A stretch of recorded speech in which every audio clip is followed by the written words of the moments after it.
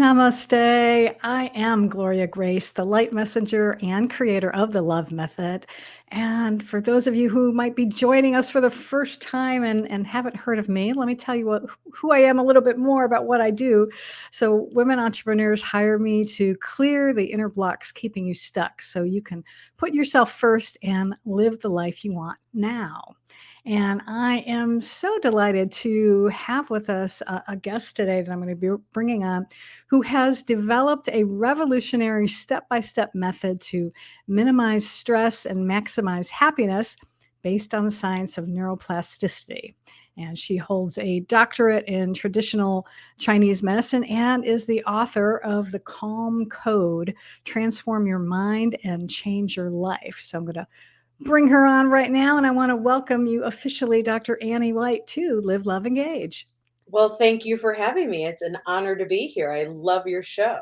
Oh, well, thank you so much. And I know I believe we met through a publicity summit not too long ago. And I was intrigued by what you have to offer and about this book. And uh, I thought that before we get into, this method that you developed to really help people to minimize stress, which is something we all need to do from time to time, is just share a little bit about your background and what certainly like what got you, I guess, what you got you interested in number one, traditional Chinese medicine, and then eventually what led you to even write a book. That's a great question. Traditional Chinese medicine came about because I was making a huge career change and I knew I wanted to help people. I just didn't know exactly what I wanted to do.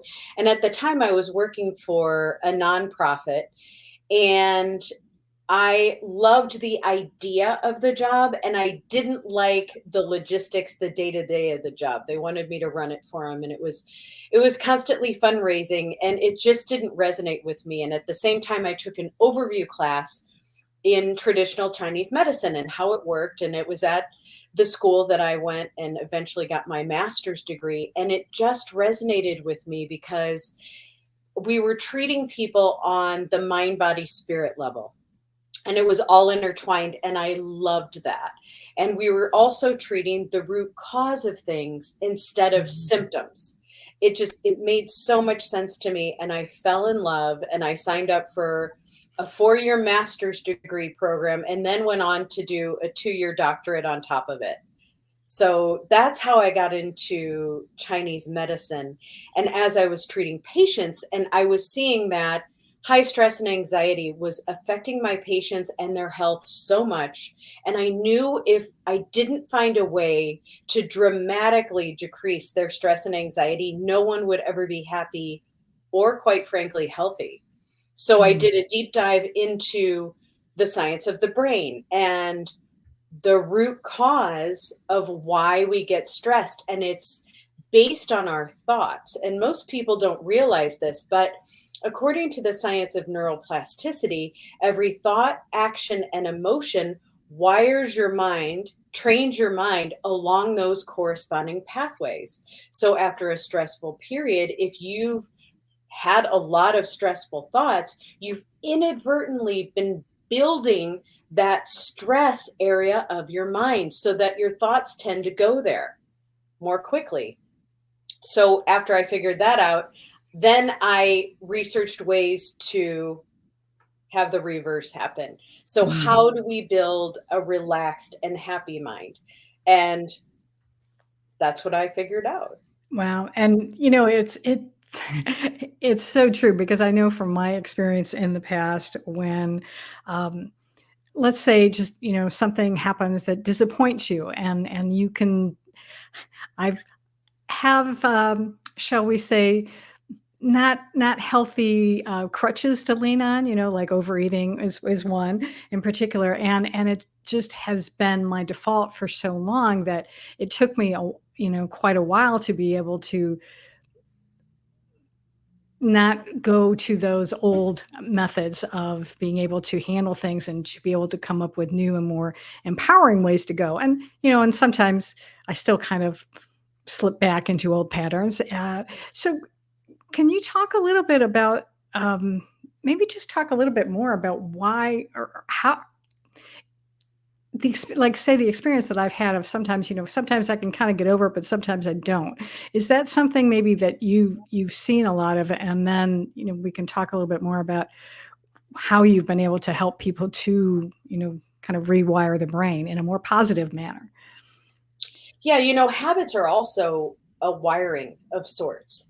Mm. And I think it's going to depend on your trigger. You might notice that if it's a more stressful thing setting you off, it's harder to resist that barrier. It's harder because it's really been ingrained in you over the years. And everybody, I mean, we're all human.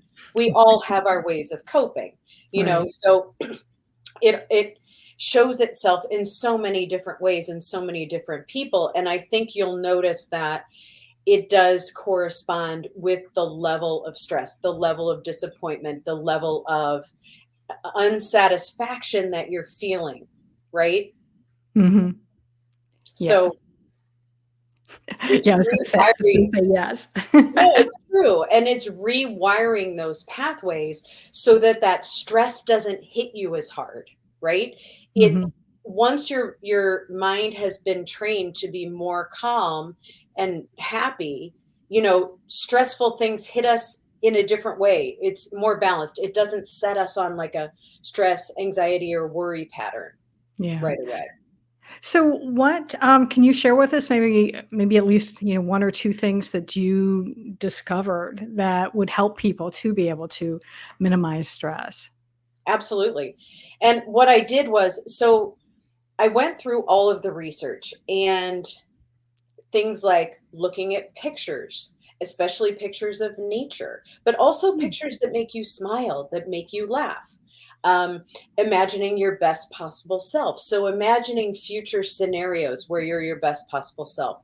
Gratitude has been proven to make people 25% happier. But why is that? It's because it has wired their mind to be 25% happier. Visualization is another one. Visualization can really trigger those calm and happy parts of the brain. So, what I did is I uncovered these and then I combined them into tools that use more than one at a time, usually three plus at a time Mm. together. Very cool. So um, one of the things that I know that I have used tremendously that or a couple of my go-tos are like meditation and journaling. Because as a matter of fact, it was like yesterday I had a um, disappointing event happen, and so I really consciously worked hard at like, okay, what can I do today that's going to be better? Let me journal for a little while. Okay, and then I was felt better, and then it kind of got sad again. And was like, okay, what else can I do? Let's see. Let me see. I can maybe meditate. So, are those things some of the things that you recommend to do, and or what other things did you recommend folks do? Yeah, I mean, definitely meditation has been proven to train your mind to be more relaxed. I love the journaling. I love affirmations. Mm. I'm trying to recall all of the tools that I included in the book because there are a lot of them. Mm. There are so many ways to ignite those pathways, those calm, those relaxed, those happy pathways in your mind. And that's what you're trying to do. You could watch a funny YouTube video. I mean, that could do it too, or a comedian. That could help. Oh yeah, absolutely. I definitely. Um, Laughter goes a long way towards helping you to improve your mood. Um, what what's been the, maybe biggest challenge that you faced in your own journey, maybe even with possibly even with writing the book? Well, I'm happy to talk about writing the book, and I think my challenge came before I wrote the book Mm, because, I had been studying this for over a decade. I had been using these tools with patients. I had been studying it. I knew this stuff, right? But then I went through a period, it was over about 2 years, where I became the person who needed this more than 95% of my patients. And I didn't realize it for a long time because I always had it in my head, "Oh, well, I mean, I don't need this. This is for other people. This is for my patients. I developed it for them. It couldn't possibly be for me." And the universe is just laughing at me, saying, "Ha ha ha, throw something else at her. See if she'll get it yet." And it Oh, was yeah. a lot. It was a lot. And it culminated with me sobbing on the floor in my living room because my husband had just walked out on me because Mm. all of these stressful thoughts and anxious thoughts and worrisome thoughts had wired my mind to be so stressed and negative. And we can get into why those are hand in hand in a second, that I wasn't myself anymore. Mm. I wasn't any fun to be around, but not only that, like, I was biting his head off for crazy things, and I was a complete stress mess. I just really was. I wasn't myself, and it wasn't fun.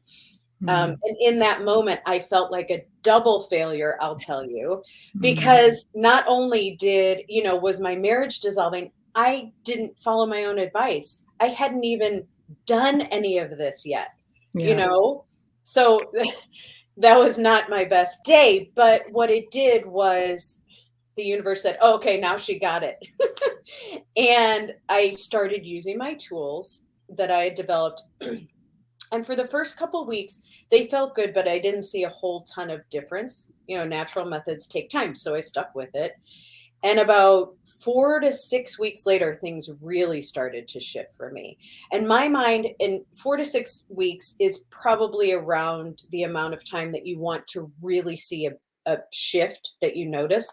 And for me, it took about 3 months to really get to a place where I was happy with how relaxed and happy I was. But that's not to say I don't still use these tools because, like you were saying, we're going to have days that are stressful. We're going to have things that come up that are going to disappoint us or make us sad, and people are going to pass away. And we're just, even, could be simple like getting into a traffic jam and someone just being really rude and setting us off for a minute, Yeah. right? Oh, yeah. Oh, goodness, I can relate to so much of what you've been talking about because I went through the same thing with my own book. Why it took me so long to write it was because I finally realized, oh, it was because I had to learn the lessons I was writing about first. And I'll have to tell So you, so I'm right with you. Yeah. yeah, and I wasn't set on writing a book. I wasn't. But once I learned how well this worked, I was like, "Oh, I've got to get this into the hands of as many people as I can." So, you know, I wrote it. Yeah, absolutely. Now you mentioned something about, and I apologize because I got so engrossed in your story about wanting to go back to go dive a little deeper, I think, into, like, Ah, stress and anger, I think yes, I thank think you were you. talking Thank you, about? thank Yeah. you. Okay, so why are stress and negativity hand in hand in the brain? Like, if you're wiring your stress pathways, you're also wiring your negative pathways. And here's why. Because stress triggers us to always consider worst case scenarios, which is fabulous if there's a bear chasing us, because it's structured to help us survive life or death situations. But for everyday fears, you don't need it. And worst case scenarios are always what? They are always negative. So these stressful thoughts are also wiring us to be more and more negative. And then we get what I call Debbie Downer syndrome. And Debbie Downer, I don't know if you remember her, but she was a character from Saturday Night Live. And everything people would say to her, she would just go to the darkest place, and then there would be this wah wah sound behind her. I promise you, I thought somebody was going to start following me around with the wah wah sound. So I got it. I got to that place. And yeah. Good. I'm glad you did. Yes, for What? for for all of us, absolutely. Um, I wanna ask you something because it's if someone is listening to this and, um maybe they're having issues with stress or whatnot. Is there some way that somebody wants to execute? Like, say they get your book and they want to start following this. maybe some of the steps in there, is there any way that they could get it wrong? No, because I outline this step by step. I am really specific. You start with 3 minutes twice a day, you work up to 8 minutes twice a day. I give you very specific tools. And even Jack Canfield, he's the author of the Chicken Soup for the Soul series, he read the book and he was like, Annie, I love the fact that you leave nothing to chance. You get into exactly how to do these tools. So you can't get it wrong. Well, that's reassuring. I'm sure that everyone will be very happy to know that. So I want to ask you something else since we're, talking about, all of these different things, talking about rewiring the brain and handling stress. What is a commonly held belief, let's say about stress, maybe that you passionately disagree with? Oh, okay. So you're getting me on a little bit of a soapbox, but I'm going to go there, okay? Okay. The the prevalent tips for stress, i.e., get better sleep, eat more healthy, exercise more, if you're truly stressed, will only make you more stressed. Why? Because stress actually causes insomnia. It causes us to crave yummy foods. It causes us to be exhausted and we don't want to exercise. So that when these tips come to us and we literally cannot follow them because it's impossible, we get more stressed and then we feel like a failure because if everybody else is doing it, they're not. They're not doing it. If you're truly stressed, somebody is going to go eat an entire box of cookies, or they're not going to feel like working out, or they're going to wake up during the night or have trouble getting to sleep. I'm sorry, stress causes these things. That's why it makes me absolutely crazy when people keep pushing these tips because it's just not possible. So, what do you do instead? Because again, I can relate to this, and I've done these things in the past. Absolutely. So if you are like that stressed where you can't do the things that, theoretically would help you, what can you do instead? Yeah, so this is prior to training your mind. And it is one of the techniques I use, but it's a breathing technique that I totally love that I want to teach Mm, you right now. Okay. And it's a little okay. bit different than the other ones you may have tried. So, your first step, take your left hand, you put it on your chest, and you say to yourself the entire time you're doing this breathing exercise, I am safe.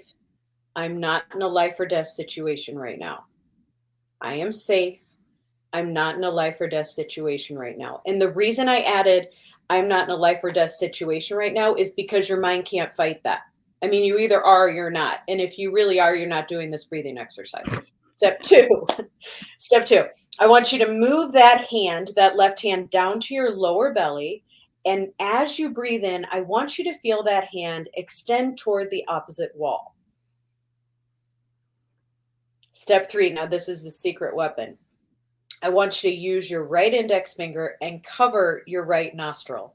You're going to breathe in and out only through your left nostril as you're doing this exercise, this breathing exercise. So you have the first step, I am safe. I'm not in a life or death threatening situation right now. You have your lower belly coming out. You know you're doing that deep breathing, and you're breathing in and out only through your left nostril because studies have shown that activates your calm or your parasympathetic nervous system and it calms you down faster. Wow. That is very cool. I've What's never new? heard that before. So That's yay. right. I I'm love not it. here to give you old stuff today. All right. I love it. Very good. Yeah, that is so cool. All right. Um, Now, you have this, obviously you have this in your book, right? So that people I do. can, yeah. So okay. So Excellent. the breathing is, a whole week. We do a whole week and there's more steps and things like that. But the Mm, reason I don't like to give people too many steps just when we're talking is because let's just remember three key ones, yeah. And Yeah, yeah, absolutely. All right, but cool. those three can like shift, the next time you're stressed, try it. Let me know what happens. Yeah, definitely. I will do that for sure. I will. And I encourage everyone else who's either listening to this or watching, let me know. And definitely, and you can connect with Dr. Annie as well. In fact, I'm going to go ahead and put your contact info up there. So for those of you who are watching on YouTube, you'll have it. So your website is Dr. Annie White, and doctor is spelled out Doctor. So um, cool. Let's see. What what do you wish you had known when you started out on this adventure we call life? I wish I would have known that my intuition, my guidepost, my internal voice is is right, and to follow it and not to worry about what other people think about it. Even today, like, I'm trying to help people and I'm trying to get out about this book. And so I've gotten the advice that I need to do videos and put them on the social medias, right? And I find myself sometimes getting into, questioning, oh, what if people hate this? What if this is stupid? My human stuff comes up.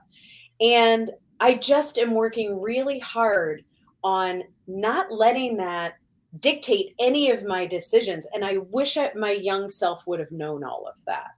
Mm.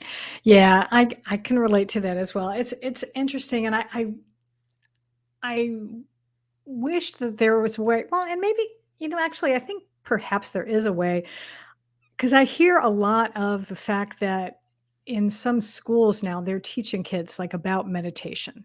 Mhm. Um, and because I think that helps you, or at least it seems like in my case anyway, I feel that the more that I've meditated, that easier it's been to start following my intuition, because Mhm. because meditating allows me to connect to my higher self.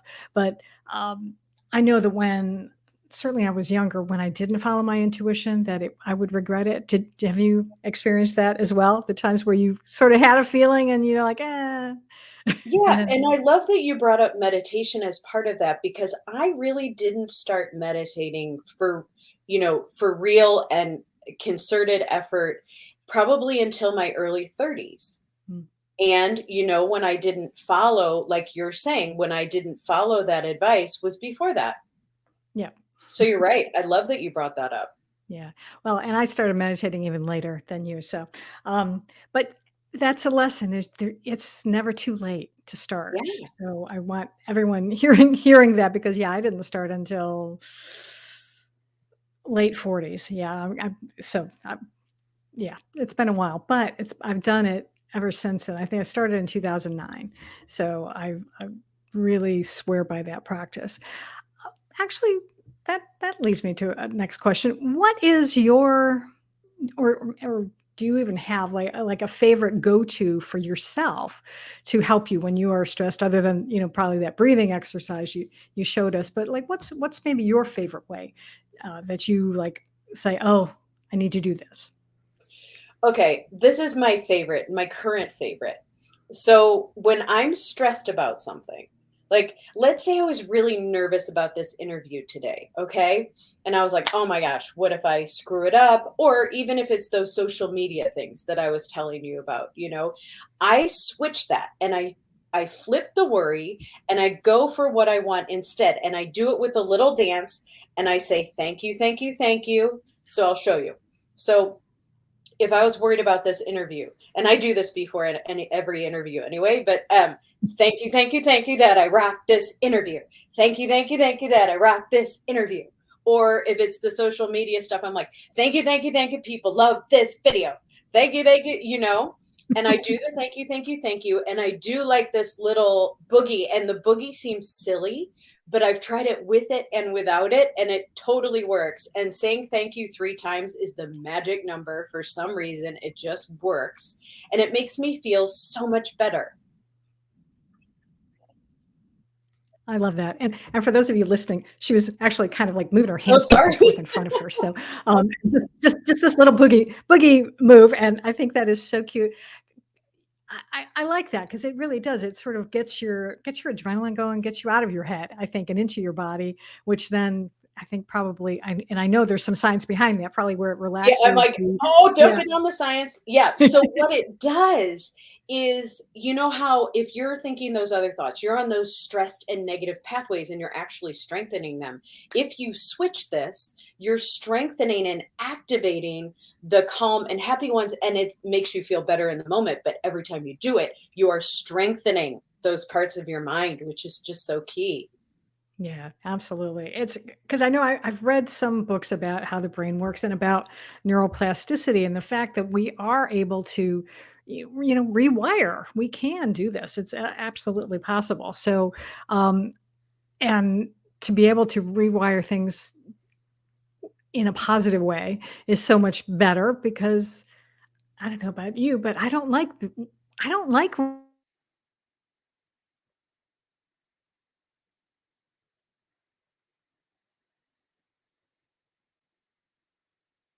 when in fact I was having a time for internet is working. There we go. Um, letting her know that, I I really I wanna feel better, but I feel like I do need to give myself grace to at least, kind of wallow for a few more minutes, and then I wanna do something and get Well, and that's change my just it. state I again. mean, no one is ever gonna live in nothing ever bothers me land. That's not a place, and negative emotions aren't wrong.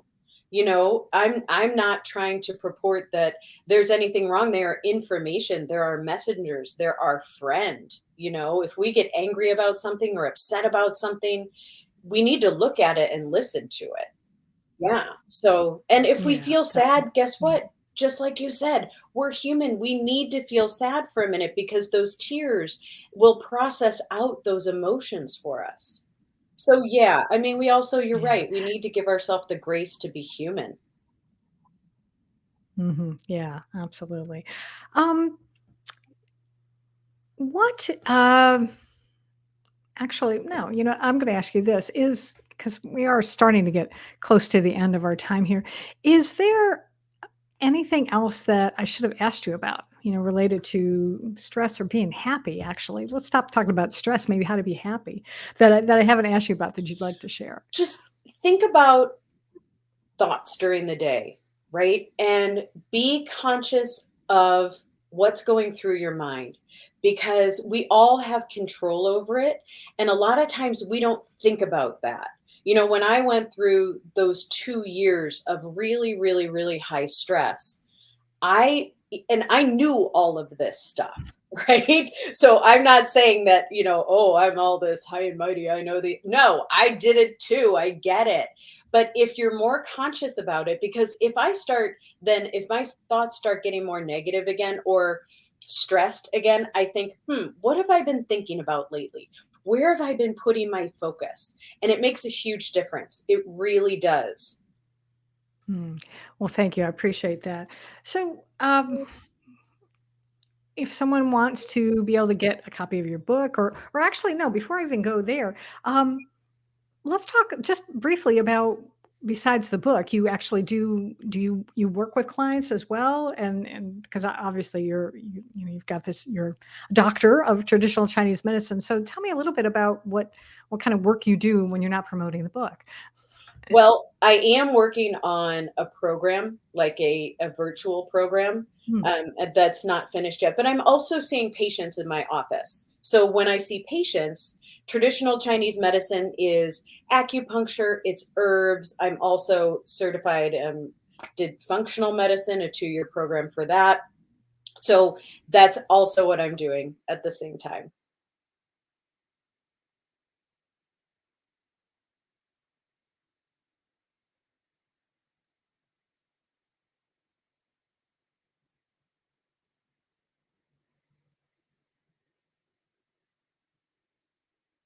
Like to learn more about you, maybe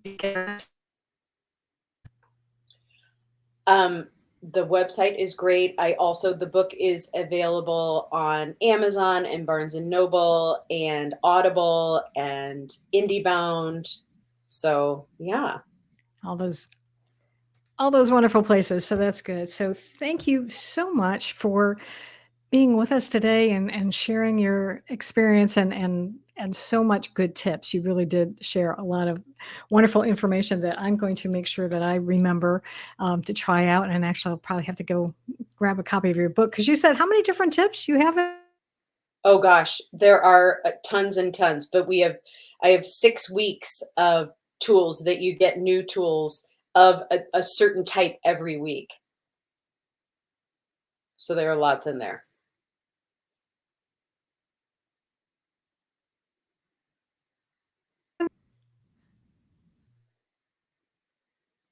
And, get your social media stuff out there. It's okay. You can do it a little bit at a time. That's what I recommend because I I'm know, doing the same thing. I think it's because 'cause I'm of a certain age, and we just didn't grow up with this stuff, and I'm not used to, like, having to put my picture right? It's like, "Oh, hey, put my picture on there? I have to talk to people in the video?"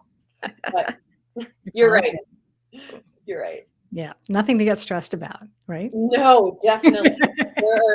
If that's my biggest stress, that's a good day. That's true, absolutely. All right. Well, thank you again, and, yeah, I'm so glad to have had you on the show. Thank you so much for having me, and thank you for your show. I know your show helps so many people, so thank you. Oh, and I also want to thank all of you for watching and for listening. And I so appreciate you taking the time. And whether you're someone new who's just found us or you're a longtime subscriber, I so appreciate you. If you're not subscribed, please do. And you can find us on all the major podcast platforms. And as well as on my YouTube channel, which is at Gloria Grace Rand. So until next time, as always, I encourage you to go out and live fully, love deeply, and engage authentically.